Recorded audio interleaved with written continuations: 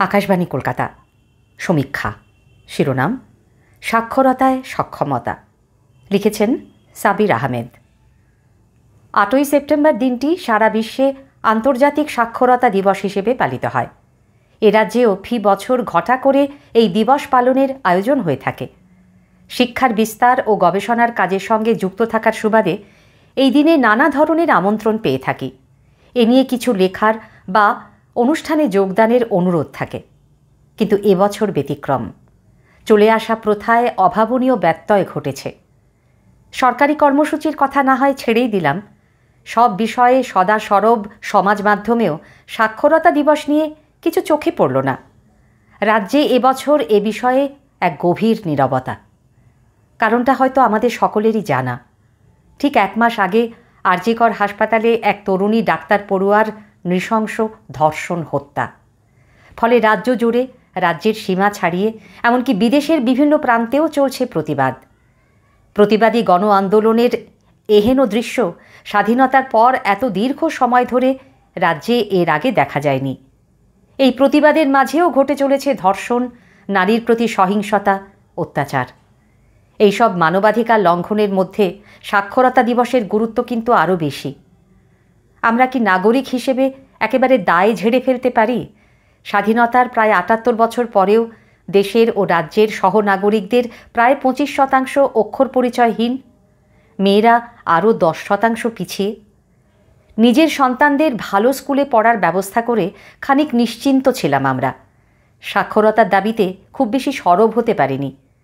মেয়েদের অক্ষরহীনতার সঙ্গে জড়িয়ে আছে একগুচ্ছ স্বাধীনতাহীনতা।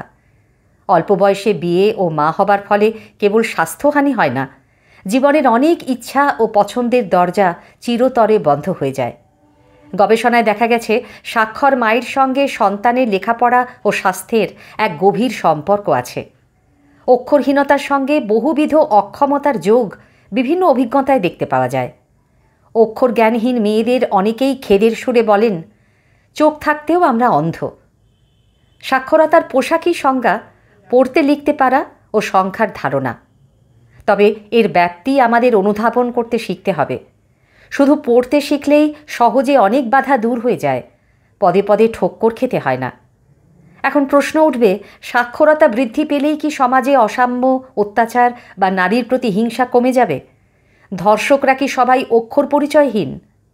এই প্রশ্নের উত্তরের জন্য আমাদের আরও গভীরে যেতে হবে। প্রকৃত শিক্ষার সঙ্গে যুক্ত আছে নিবিড় নীতি আর নৈতিকতা। শিক্ষা মানে মজবুত মূল্যবোধ গড়ে তোলা, অথচ বর্তমানে শিক্ষার মূল লক্ষ্য একমাত্র অর্থ উপার্জন। বিপত্তি এখানেই। শিক্ষা লাভের জন্য ও শিক্ষকতা চাকরির জন্য ঘুষ দিতেও পিছপা হচ্ছেন না কেউ কেউ। এই নৈতিক অবক্ষয়ের সঙ্গে যুক্ত হচ্ছে সমাজ মাধ্যমে অবিরাম ভেসে আসা হিংসা আর যৌন লিপ্সার উপাদান।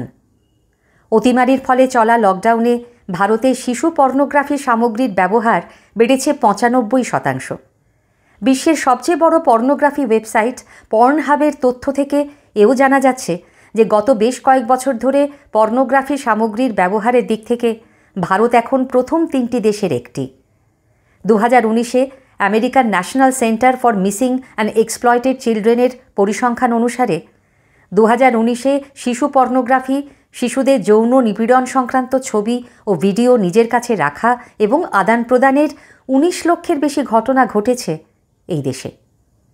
এ থেকে কি মুক্তি পাওয়ার কোনো উপায় নেই? উত্তর একটাই, প্রকৃত শিক্ষায় ফিরতেই হবে। আমাদের বিকল্প পথ দেখাতে হবে, যেমনভাবে এবং আলাপ একটি বয়স্ক শিক্ষাকেন্দ্র দেখাচ্ছে।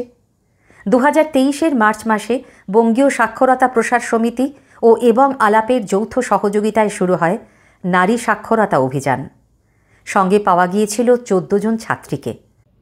পড়ানোর দায়িত্ব পেলেন পিয়ালির বাসিন্দা বৈঘরের তাপসী মণ্ডল। এখানে 10-15 জন মা যেন আবার আলোয় ফিরলেন। সমীক্ষা শেষ হলো। আজকের শিরোনাম ছিল সাক্ষরতায় সক্ষমতা। লিখেছেন সাবির আহমেদ।